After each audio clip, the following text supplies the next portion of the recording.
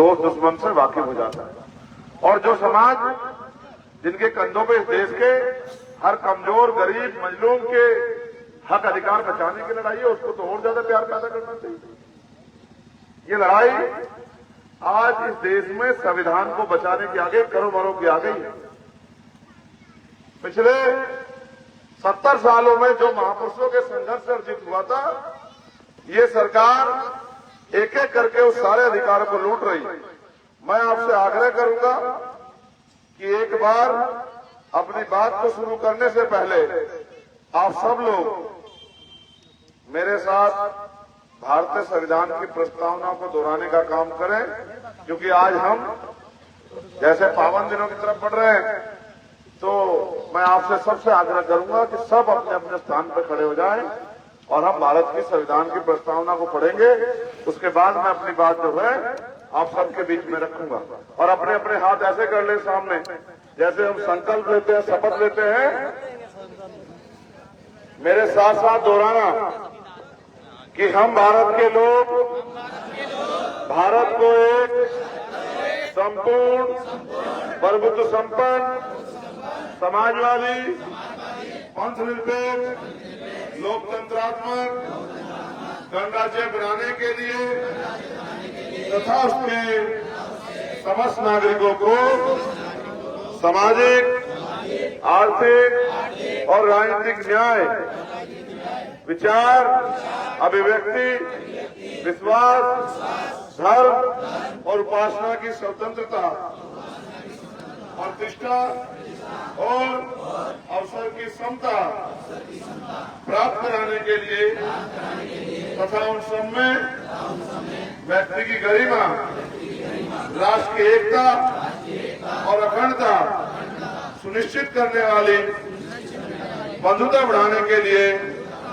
दृढ़ संकल्प होकर अपनी संविधान सभा में आज तारीख 26 नवंबर 1949 ईस्वी को एतवार द्वारा इस संविधान को अंगीकृत अधिनियमित और आत्मर्पित करते हैं।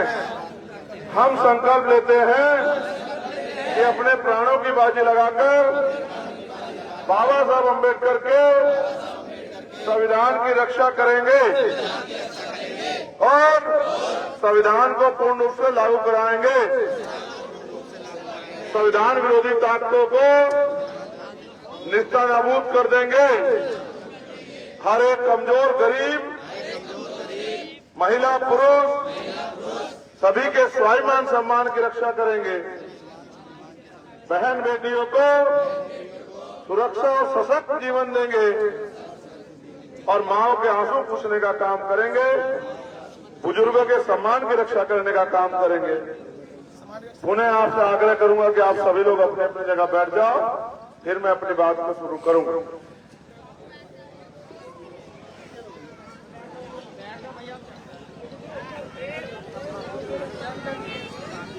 बहुत बहुत धन्यवाद।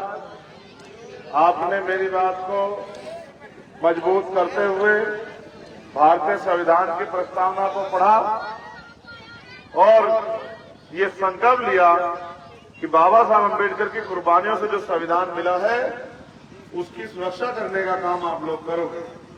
मेरे प्यारे भाइयों बहनों, समय समय पे भारत की धरती पे जन्मे सभी संतों गुरुओं महापुरुषों को नमन करता था। कहा गया है, न हम सफर से न हम नसी से निकलेगा, हमारे पांव का कांटा हम ही से निकलेगा। इस देश में आजादी से पहले हमें जुर्म जाति के साथ तमाम तरह के अधिकारों के बिना अपने जीवन को जीना पड़ता था। फिर महापुरुषों के संघर्ष से इस देश में संविधान आया और संविधान ने सुनिश्चित किया कि हर एक व्यक्ति को स्वाभिमान सम्मान का जीवन मिलेगा। हर व्यक्ति को अपनी तरक्की करने का, आगे बढ़ने का अवसर मिलेगा। हर बहन बेटी को पढ़ने लिखने का, डॉक्टर इंजीनियर आईएएस आईपीएस बनने का, प्रधान से लेकर प्रधानमंत्री राष्ट्रपति बनने का अवसर मिलेगा। किसान मजदूरों को भी वही सम्मान मिलेगा जो अमीर जादव को मिलता है, बड़े बड़े व्यापारियों को मिलता है, बड़े बड़े धंधा सेठों को मिलता है। लेकिन विडंबना ऐसी रही कि 6 साल के बाद ही बाबा साहब अम्बेडकर हमें छोड़ के चले गए। उनके जाने के बाद उनके सपनों को 15-14 साल तक उन्हीं पिंजरों में रहना पड़ा। जिन सपनों को बाबा साहब देख के गए थे वो पिंजरों में बंद हो गए। फिर एक महापुरुष जो पंजाब में जन्मे और डीआरडीओ में, पुणे में साइंटिस्ट का काम करते थे, साइंटिस्ट की नौकरी करते थे, उन्होंने एक रात में मान्यवर दीना भाया वाल्मीकि साहब की एक किताब पढ़ी जिसका नाम था एनिहिलेशन ऑफ कास्ट, जाति का विनाश। उस किताब को पढ़ने के बाद उन्होंने नौकरी को लात मार दी और कहा कि बाबा साहब ने तो हमें इस देश में राजा महाराजा हुक्मरान बनने के लिए वोट की ताकत दी थी। नौकर चाहे क्लास 1 का हो या क्लास 4 का, नौकर नौकर होता है। मैं इस देश में किसी का नौकर बन के नहीं जाऊंगा। मैं इस देश में खुद भी और अपने कमजोर हकवंशी समाज को भी राज करा के रहूंगा। इस विचार के साथ, इस संकल्प के साथ वो नौकरी छोड़कर निकल गए और अपने जीवन में उनके अथक प्रयास से, उनके संघर्षों से, उनके बलिदान से आज हम इस मुकाम पे खड़े हैं। एक प्राइमरी स्कूल के हेडमास्टर का बेटा जिसने आपके सबके सहयोग से सिर्फ भारत में नहीं पूरी दुनिया में भीम आर्मी और आपके समाज का, आपके हक अधिकारों का डंका बजाने का काम किया। ये अगर संभव हो पाया तो बाबा साहब अम्बेडकर के संघर्ष, भारतीय संविधान और मान्यवर काशीराम साहब के संघर्ष से मैं अपने सभी महापुरुषों को नमन करता हूं। आप ये जानते हैं कि भारत में जब राजतंत्र था तो हथियारों से, तलवार, भाले, बंदूकों से राज बदले जाते थे। लेकिन बाबा साहब अम्बेडकर ने उस हथियार को बदल के वोट के रूप में परिवर्तित कर दिया और उसको बदलने की ताकत हमारे अंगूठे में दे दी। हम भी अगर चाहें तो राजकाज में हिस्सेदार बन सकते हैं।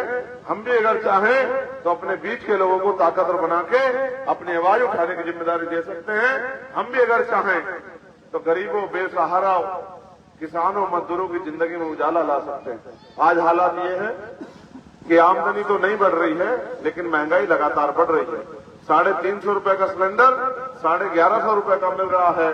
40-42 रुपए का मिलने वाला पेट्रोल 96-98 रुपए का मिल रहा है। जो सामान 20 रुपए का आता था दवाई वो 100 रुपए की हो गई और मजदूर को न्यूनतम वेतन भी 300, 350, 400 रुपए मिल रहा है। सच ये है एक दिन का खर्चा इतना बैठता है जितने पैसे एक परिवार कमाता है इस देश में। क्योंकि जाति के आधार पे सम्मान मिलता है तो किसान, कमेरे, नौजवान जो 85% लोग हैं उनको आज भी इस देश में सम्मान नहीं मिलता है। सम्मान तो छोड़िए, सच तो ये है कि उनको अच्छा खाना पीना, अच्छा पहनने के लिए कपड़ा और अच्छा सर ढकने के लिए छत भी अभी तक नहीं मिल पाया है। समाज को अगर स्थिति के रूप में आप देखोगे तो उदाहरण के लिए कहीं और जाने की जरूरत नहीं, अपना गांव ही देखना कि गांव में कितने परिवार ऐसे हैं जिनके पास 4 पहियों की गाड़ी पहुंच गई है, कितने परिवार ऐसे हैं जिनके पास 2 पहियों गाड़ी पहुंची है, कितने परिवार ऐसे हैं जिनकी आमदनी 50,000 रुपए से ज्यादा है महीने की, और कितने परिवार ऐसे हैं जिनके अगर लोग मेहनत मजदूरी ना करें तो उनको रोटी भी ना मिले। सच तो ये है मेरे प्यारे भाइयों बहनों, हमें बाबा साहब ने राज करने के लिए वोट दी थी लेकिन इस वोट से भी हम राज नहीं लेके आ पाए। कुछ ना कुछ हमने भी लापरवाही की है और दुश्मन भी बड़ा सतर्क है। जब बाबा साहब वोट का अधिकार लेके आए तो दुश्मन ताकतवर था, उसने बैठ के चर्चा की कि इनके पास वोट है, हमारे पास नोट है, हम इनकी वोट को नोट से खरीद लेंगे। लंबे समय हमारा वोट बिकता रहा क्योंकि आर्थिक रूप से गरीब होने के कारण हमें पैसा अच्छा लगता था, हमें पावर अच्छी नहीं लगती थी। हमें ये भी समझ नहीं थी कि जिनके पास पावर होती है पैसा तो उनके पैरों की धूल होती है। लंबे समय तक ये चलता रहा। फिर मान्यवर काशीराम साहब ने इसको बंद कराया। उन्होंने नारा दिया कि वोट की रक्षा बहन बेटियों की रक्षा की तरह करना। वोट की रक्षा ऐसे करनी है जैसे हम बहन बेटी का सम्मान करते हैं। और उन्होंने ये भी कहा वोट को फेंकते नहीं है, वोट को बेचते नहीं है, वोट को जिम्मेदार आदमी को सौंपते हैं। जैसे हम अपनी बहन बेटी का रिश्ता करते हैं, अच्छे से अच्छा घर परिवार देखते हैं, ये देखते हैं उसमें कोई ऐब और कोई इस तरह की परेशानी तो नहीं, वो रोजगार करता नहीं करता, ये सब देख के हम अपनी बिटिया का, बहन का रिश्ता सौंपते हैं। इसी तरह से हमें अपने वोट को भी जिम्मेदार आदमी को सौंपना चाहिए। समाज समझ गया और वोट की बिक्री बंद हुई। हमारा राज भी आया लेकिन 2006 में उनके जाने के बाद फिर राज से हम लोग बाहर हो गए। जो कौम समझदार कौम होती है वो ज्यादा दिन राज से वंचित नहीं रहते, क्योंकि लोकतंत्र में जिनके पास राज होता है उन्हीं के पास अधिकार होते हैं, उन्हीं का सम्मान होता है, उन्हीं के बच्चे नौकरी करते हैं, उन्हीं के बच्चों को रोजगार मिलता है, उन्हीं को लोन मिलता है, उन्हीं के अच्छे मकान बनते हैं, उनकी माओ बहनों का सम्मान होता है, उन्हीं के घर में अच्छा खाना पीना और सुख सुविधाएं आती है। आज जब मैंने आपसे कहा कि मेरे प्यारे भाइयों यहाँ बैठ जाओ, तो आपको शायद ये लगा हो कि जमीन पे बैठ के क्या करेंगे, लेकिन सच तो ये है कि जमीन पे बैठने का अधिकार भी हमें नहीं था। ये जमीन पे बैठने का अधिकार भी हमें दिया तो बाबा साहब अम्बेडकर ने दिया, अपने 4 बच्चों की कुर्बानी करके दिया, अपने खून पसीने की मेहनत से दिया। आज उनके औलादों को, जिनको इस देश में राज करना था, किसान अमीरों को, जिनको कुर्सी पे बैठना था, आज भी इस देश में मजबूर मजलूम होकर वो अपना जीवन जी रहे हैं। जब मैं इनको देखता हूं तो मेरे दिल में बड़ी तड़प उठती है कि भाई अब तो 75 साल बाद हमारे हालात बदलने चाहिए थे। सच तो ये है अभी भी बहुत सारे मकानों पर प्लास्टर नहीं हुआ होगा, अभी भी सच ये है बहुत सारे लोग ऐसे होंगे जिनके घर परिवार के लोगों ने कभी अच्छी सी ट्रेन में सफर भी नहीं किया होगा, कभी प्लेन भी नहीं देखा होगा। सच तो ये है कि मनरेगा में भी 100 दिन काम ना मिलके 20-20-30 दिन काम मिल रहा है और उसका पैसा भी नहीं मिल रहा है। सच तो ये है कि आदमी 365 दिन खर्च उठाता है घर चलाने में, लेकिन मेहनत मजदूरों को नहीं मिल रही है। जब इस देश में एक कर्मचारी को 1200 रुपए वेतन मिल सकता है तो एक मजदूर को भी 1000-1200 रुपए वेतन मिल सकता है। ये तय करना सरकार का काम है कि न्यूनतम वेतन होना चाहिए, और न्यूनतम वेतन इस खर्चे पर डिपेंड होना चाहिए कि एक परिवार का दिन भर का जो खर्चा है उस परिवार के कमाने वाले का वेतन उससे ज्यादा होना चाहिए। लेकिन क्या करें, अब सरकार जिनकी है वो पैसे वालों की सरकार है, उनके लिए गरीबों का कोई मोल ही नहीं है। अब आप महसूस करो, जहां विधवा पेंशन मिलती है, जहां वृद्धा पेंशन मिलती है, जहां विकलांग पेंशन मिलती है, लेकिन मिलती उनको है जिनके लोग कुर्सी पे बैठे होते हैं। हमारे यहाँ तो बहुत सारे ऐसे लोग, महिलाएं होंगी जिनको वृद्धा पेंशन का लाभ भी नहीं मिल रहा होगा, जिनको विधवा पेंशन का लाभ भी नहीं मिल रहा होगा, जिनको विकलांग पेंशन का लाभ भी नहीं मिल रहा होगा। और पेंशन क्या मिलती है? 500 रुपए महीना। अब आप महसूस करके देखो, सर्दी आने पे 500 रुपए का आज के समय महंगाई में तोल आता है, तो एक 500 रुपए से क्या घर का रोजगार चल सकता है? जब आप कर्मचारियों को बराबर की पेंशन देते हो तो महिलाओं को भी, बुजुर्गों को भी कम से कम 5000 रुपए महीना की पेंशन मिलनी चाहिए। जो पढ़े लिखे नौजवान बेरोजगार घूम रहे हैं उनको कम से कम रोजगार भत्ता मिलना चाहिए। जब तक उनको नौकरी ना मिले तब तक उनकी देखरेख होनी चाहिए। उनके लिए पढ़ाई इतनी आसान कम खर्चे में होनी चाहिए कि एक गरीब आदमी को अपना मकान ना बेचना पड़े, अपना घर ना बेचना पड़े, अपनी जमीन ना बेचनी पड़े, कर्ज ना लेना पड़े साहूकार से, उनका बेटा भी पढ़ लिख के आगे बढ़ जाए।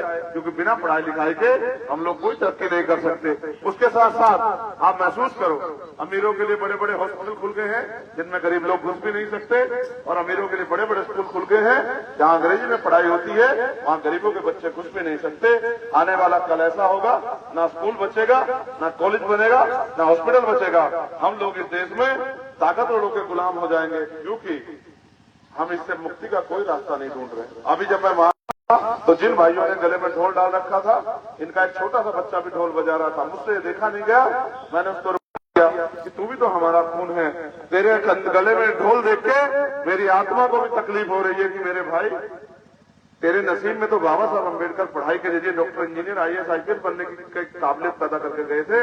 तेरे गले में अगर ढोल है तो ये मेरी कमी है, क्योंकि मैं इतना ताकतवर नहीं कि तेरे गले में से ढोल निकाल के तेरे हाथ में किताब देके तुझे पढ़ने का काम दे सकूं, तुझे पढ़ने की ताकत दे सकूं। तो मैं अपने अंदर कमी महसूस करता हूं, आपके अंदर कमी नहीं महसूस करता। मैं किसी नेता को भी बुरा नहीं कहता, मैं ये मानता हूं जो समाज समझदार होता है वो वक्त के साथ बदलता रहता है, क्योंकि परिवर्तन प्रकृति का नियम है। जिस पेड़ को हम लगाते हैं और जब वो पेड़ ताकतवर हो जाता है वो हमें फल और छांव देता है, लेकिन जब वो सूख जाता है तो उसका कोई रास्ता ऐसा नहीं बचता कि वो दोबारा फल देने लग जाए, दोबारा छांव देने लग जाए। समाज को तत्काल एक और पेड़ लगाने देना चाहिए। हो सकता है 5-4 साल में आपका दूसरा पेड़ ताकतवर हो जाए, आपको फल भी दे, आपको छांव भी दे, आपके लिए हक अधिकार की लड़ाई भी लड़े, आपका संरक्षण भी करे। जिन नेताओं ने आपसे दूरी बना ली, जिनको आपने वोट दिया, 5 साल आके उन्होंने आपकी तरफ भी नहीं देखा, आपको भी ये सोचना चाहिए कि आपकी लड़ाई असल में इस समय में कौन लड़ सकता है। तो मैं तो लड़ ही रहा हूं। मैं आज इस बहाने आपके गांव में भी आ गया। सच ये भी है कि कि मेरा गला भी पड़ गया बोलते बोलते, क्योंकि समाज का ये लोकसभा क्षेत्र बहुत बड़ा है, 1853 बूथ है, और हर व्यक्ति चाहता है कि भाई कम से कम मेरे गांव में तो आके 2 बात रखे।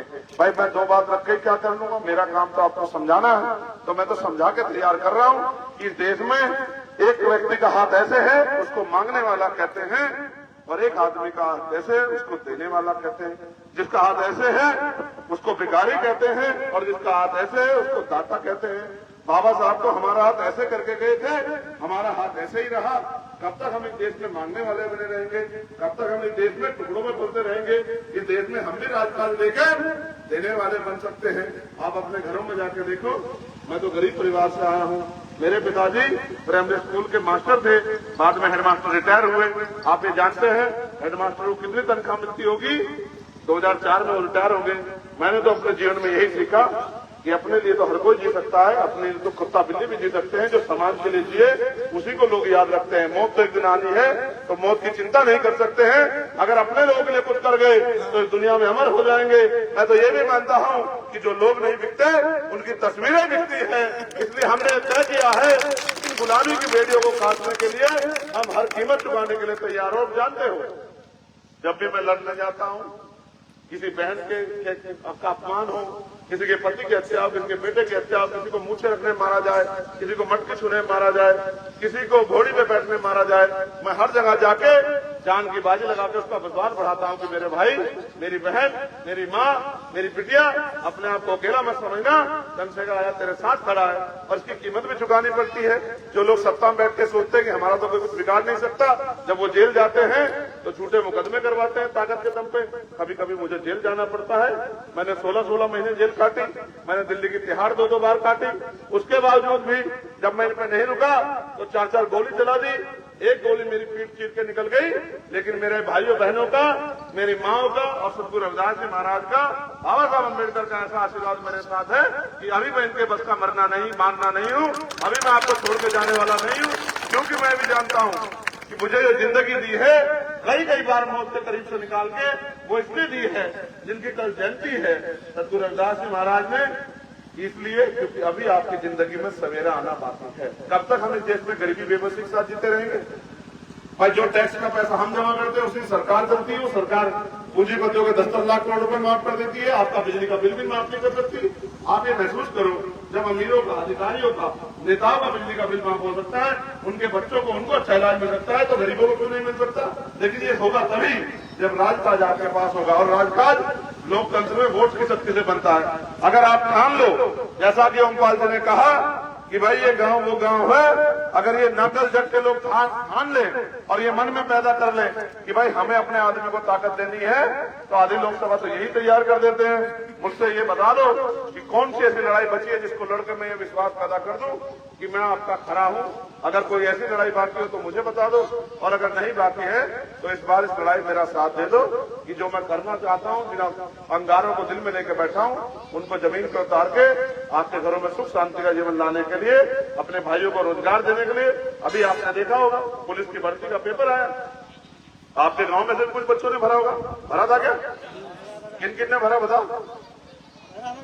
तो आप ये देखो, पेपर आया बाद में, उत्तर आया पहले है। 48 लाख बच्चों ने 400-400 रुपए के हिसाब से 200 करोड़ रुपए सरकार के खाते में डाले, और सरकार के लोगों ने पेपर लीक करा के आपके भविष्य पे चौपट मार दिया, आपके भविष्य के साथ खिलवाड़ कर दी, और 200 करोड़ रुपए जेब में गिर के कितना बढ़िया इन्वेस्टमेंट है कि ना हिंग लगी ना फटकरी, और रुपया 200 करोड़। तो 200 करोड़ रुपए लेके सरकार बैठ गई और आप धक्के खा के अपने घर पे आके बैठ गए। आप ये सोचते हो भाजपा के लोग आपको नौकरी देंगे?